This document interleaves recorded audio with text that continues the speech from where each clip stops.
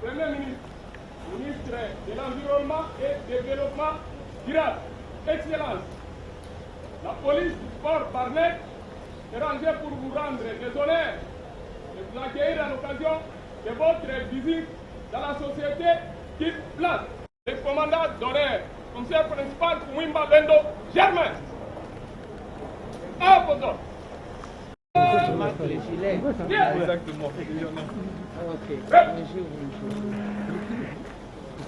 Ah, oh là là. Madame la vice-première ministre de l'Environnement et du Développement rural, nous vous souhaitons la bienvenue à Clean Place. Merci beaucoup. Merci. Je pensais que j'allais avoir un bouquet de déchets. Non, non, c'est bon, c'est naturel. Je vois. Merci beaucoup. Ok. Oui. On va vous accueillir dans la salle de réunion. Ok. Alors, comme ça, on ferme la porte, on commence. Fermez la porte. La vice-première ministre en charge du développement durable et de l'environnement souhaite la bienvenue dans les locaux de Clean Place. Donc, pour faire le topo, nous allons commencer par une présentation de l'entreprise, ce que l'on fait exactement, avec nos petites vidéos de présentation. Ensuite, nous allons se diriger directement à l'usine pour une visite guidée. Et ensuite, l'activité se finira autour d'un petit meeting dans mon bureau. Donc voilà, le recyclage de déchets plastiques à Kinshasa traite et elle recycle toutes sortes de déchets plastiques. Donc on ne se limite pas seulement aux bouteilles, on fait également les sachets, les bidons, les seaux, les sachets, les bouchons et tout type de plastique que vous pouvez imaginer. Les bacs, les bacs, les véhicules, les pare-chocs de véhicules, l'intérieur des véhicules, les chaussures en plastique, on en a aussi. Donc toutes sortes de plastiques, nous recyclons et nous traitons. Alors, notre collecte est organisée de 4 façons différentes. Donc, nous travaillons avec des industries productrices de plastique qui ont des contrats donc, pour nous reverser leurs déchets directement d'usine. Nous avons des camions qui circulent partout dans la ville de Kinshasa et nous avons également des ramasseurs qui ont été formés pour reconnaître les types de plastique, pour les trier avant de nous ramener directement ici dans notre zone de traitement. Également, nous avons toutes les personnes qui sont à la recherche d'activités et qui n'ont pas de moyens de faire quoi que ce soit, qui sont volontaires pour aller récupérer dans les rues et être rémunérés au nombre de kilos collectés. Donc on est muni de notre balance et à chaque nombre de kilos, nous évaluons et nous payons cash directement toutes les personnes. Il faut savoir que ce sont beaucoup plus des personnes qui sont vraiment dans le besoin, des personnes qui ne font pas grand-chose, et grâce à ce type d'activité, ils arrivent à avoir leur pain quotidien.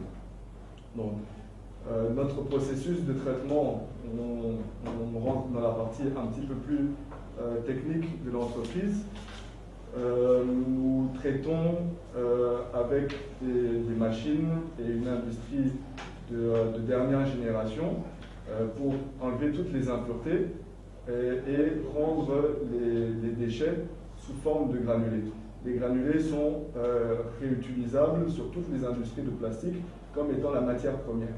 Donc au niveau de l'économie, on se pose comme une solution durable pour contrer la matière première qui arrive et proposer une matière première recyclée pour promouvoir le développement durable.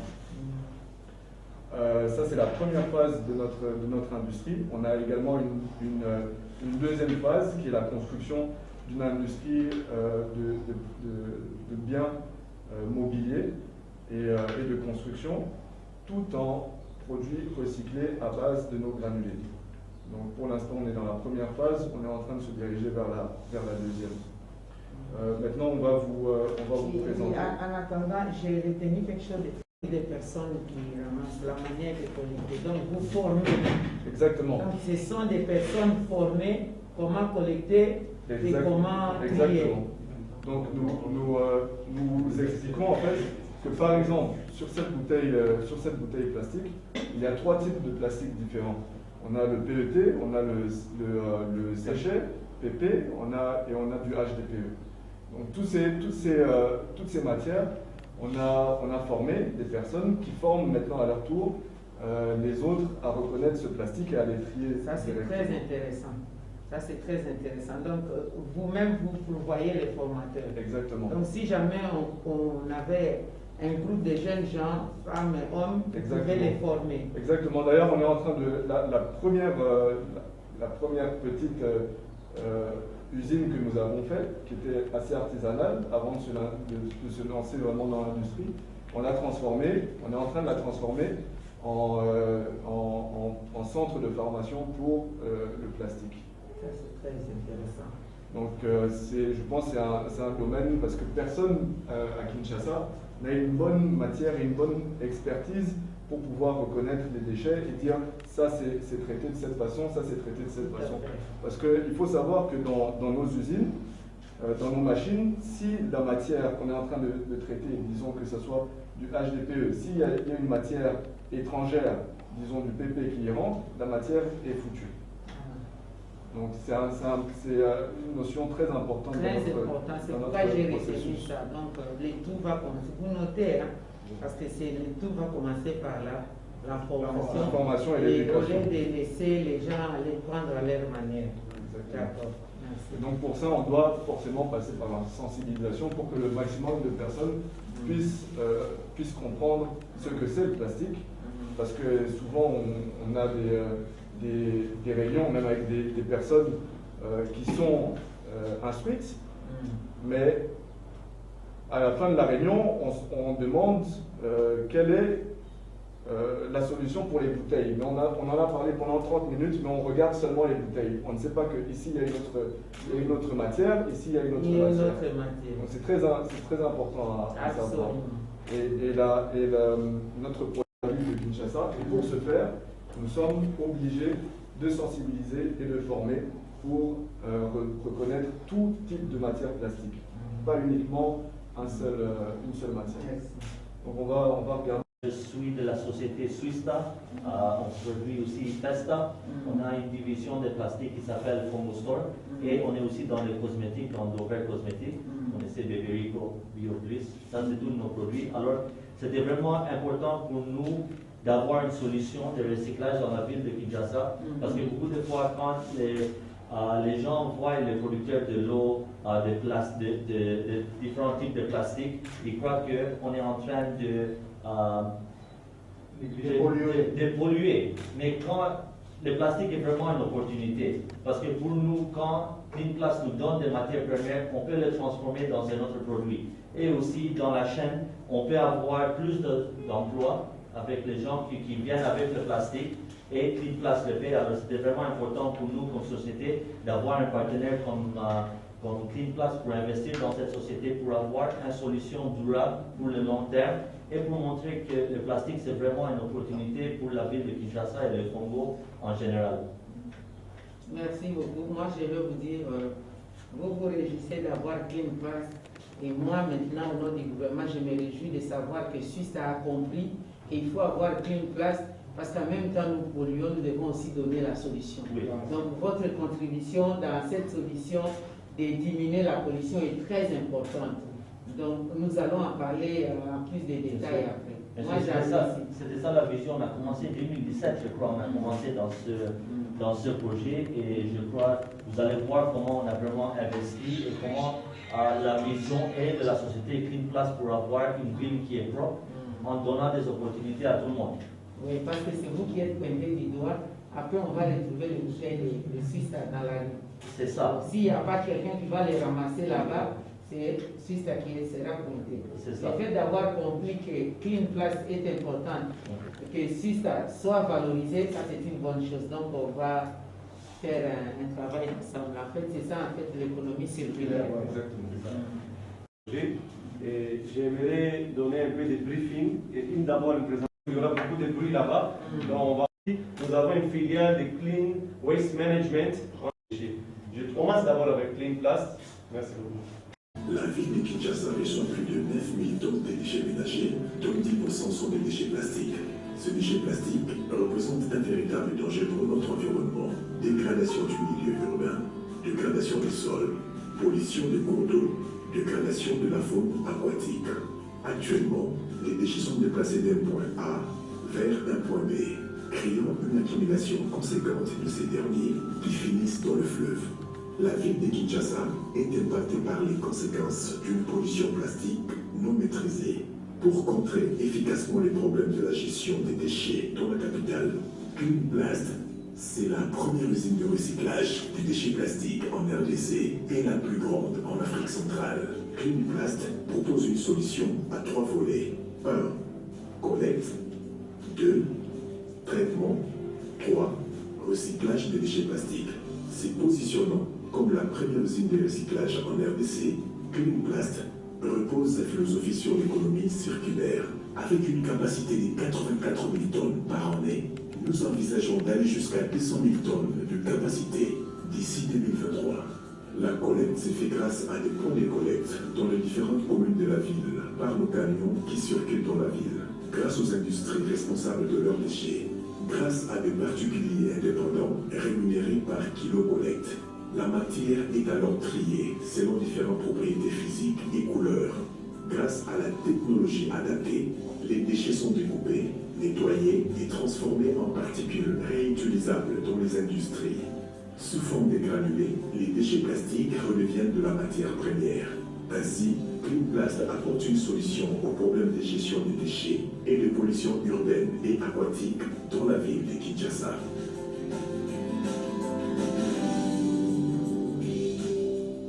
Avec une expérience de 17 ans dans les domaines de recyclage des déchets en République démocratique du Congo et ailleurs, plusieurs collaborations dans des projets de recyclage en Malaisie, Inde et autres, il apporte des solutions socio-durables pour la gestion des déchets en République démocratique du Congo. Il propose également une unité de traitement des déchets solides et cette usine peut être construite sur une surface de 60 000 m² avec une capacité de traitement de 2000 tonnes par jour. Une fois les déchets ramassés par le camion, celui-ci est pesé et les déchets sont séparés selon les tailles. Une fois les déchets déversés dans les séparateurs automatiques, avec une technologie opticale, le séparateur divise les déchets en 13 catégories.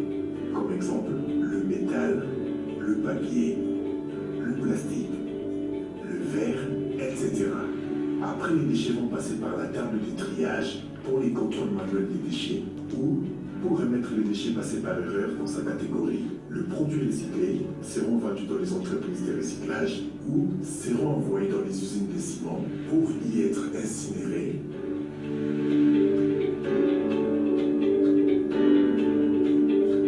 Incinérés à une température de 1000 degrés et cette vapeur de chaleur est récupérée pour passer par le turbine. Ensuite, alimenter les groupes et les groupes à son tour produisent de l'électricité et le reste des déchets seront de nouveau séparés pour extraire le métaux qui seront vendus à des sociétés métallurgiques. Les autres restes vont servir pour la construction de routes. La population vivra dans un environnement sain, sans pollution, avec création d'emplois et contribuera à la lutte contre le réchauffement climatique.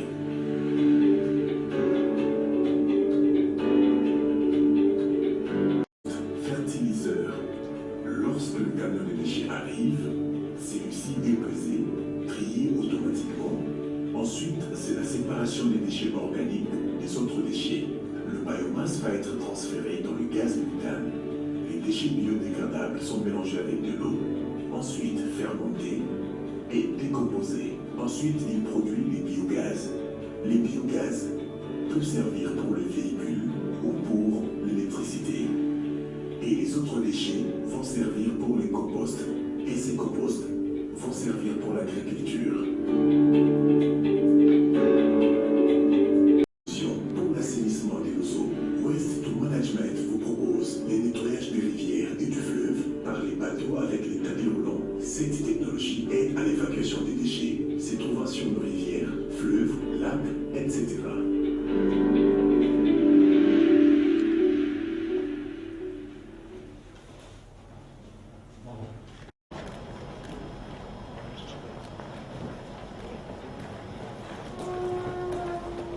Ici, excellent, c'était avec quoi ONG.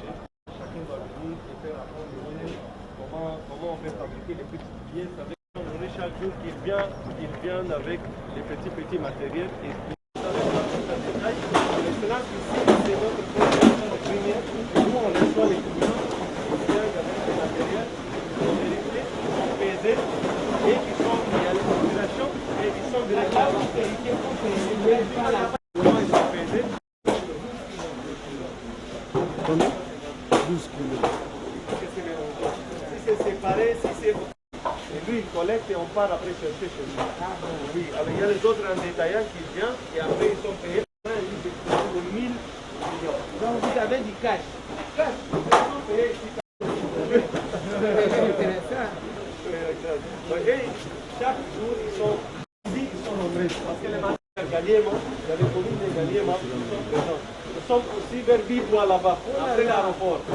Oui, nous sommes vers Bibois aussi. Donc on essaie de faire nous-mêmes, on loue les endroits, on fait la collecte et on amène par rapport aux camions. Il y a des difficultés parce que même par exemple hier vers Njili, il y avait les militaires qui nous ont refusé d'accès vers là-bas. Ils ont dit, vous faites vos affaires, vous ne laissez rien, donc vous ne faites pas collecter les camions et revenir vite dans les Ils n'ont qu'à collecter, venir vendre, ils vont avoir l'argent. Ils ont refusé même l'accès pour aller visiter, pour collecter les plastiques. Donc, il y a plusieurs choses. Souvent, nos camions sont arrêtés, malgré qu'ils voient le logo des villes. On a même demandé une autorisation de travail pendant la nuit, parce que si nous faisons les collectes à la nuit, pour nous, ça sera facile. Parce que pendant la journée, il y a un camion, parce que ce camion, c'est pour 5 tonnes. Mais la mitraille qu'il amène, c'est 300-500 kilos parce que c'est volumineux. Et si nous ne faisons pas minimum...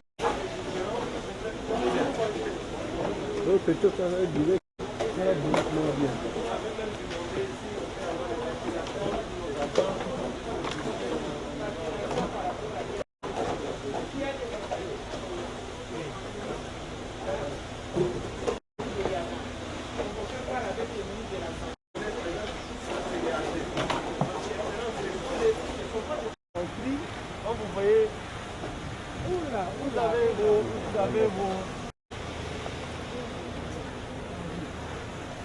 chose. Parce que ça, si ce n'était pas venu ici, donc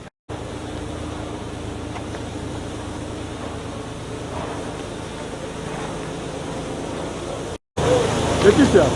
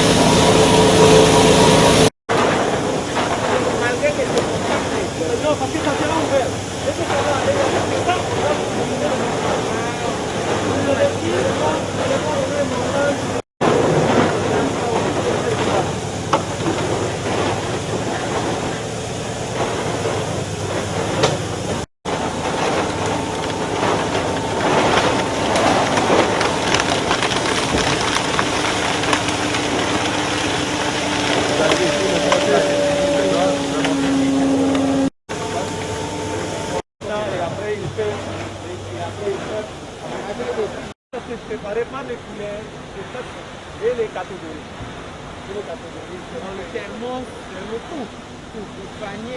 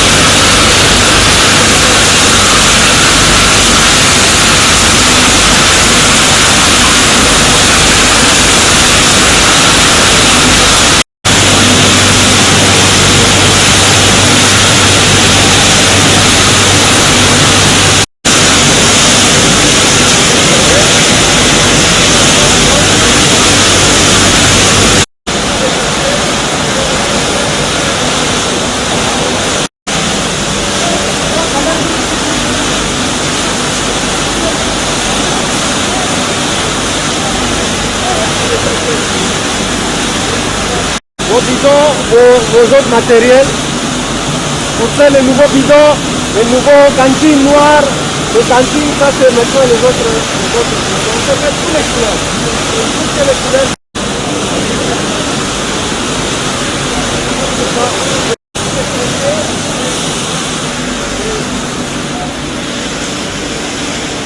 Courant.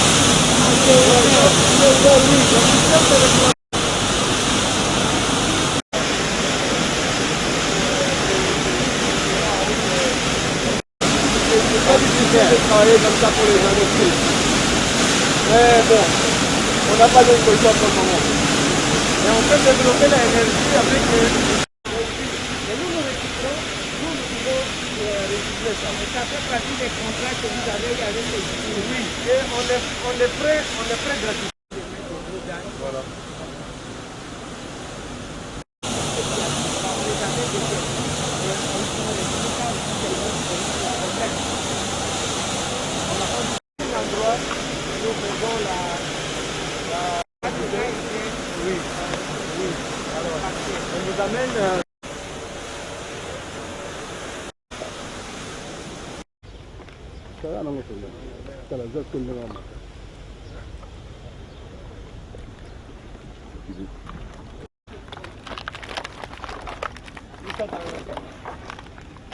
Tout c'est détendu, on a gardé pour le stockage.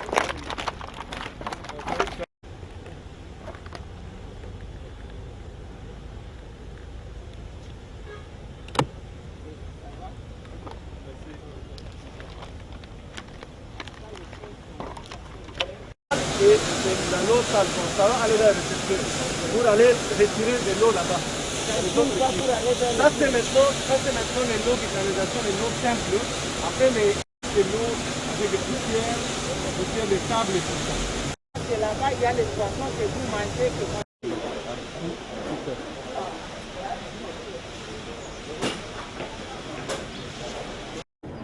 Vous avez planté aussi dans la voiture. Ça c'est bien.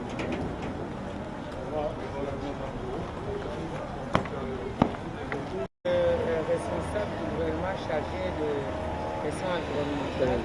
Je suis à une place dans le cadre du volet assainissement et je suis en face d'une entreprise qui est déjà sur terrain, qui est dans l'économie circulaire, dans la valorisation des déchets.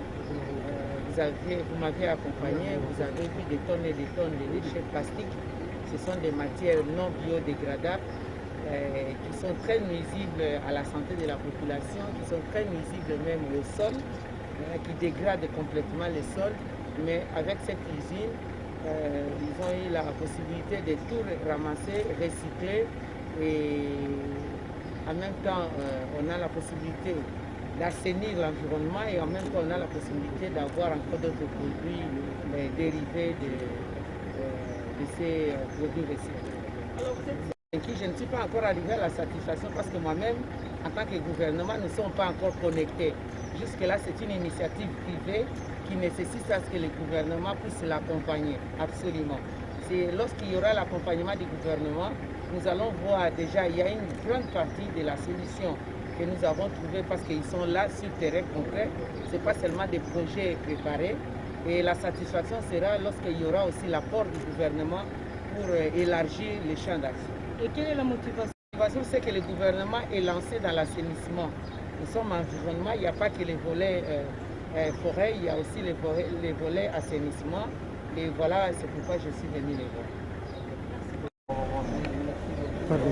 L'environnement et du développement durable. Excellence. Ainsi prend fin la visite de ce jour. Bon, c'est Alexander Bamanissa de la société Clean Plast.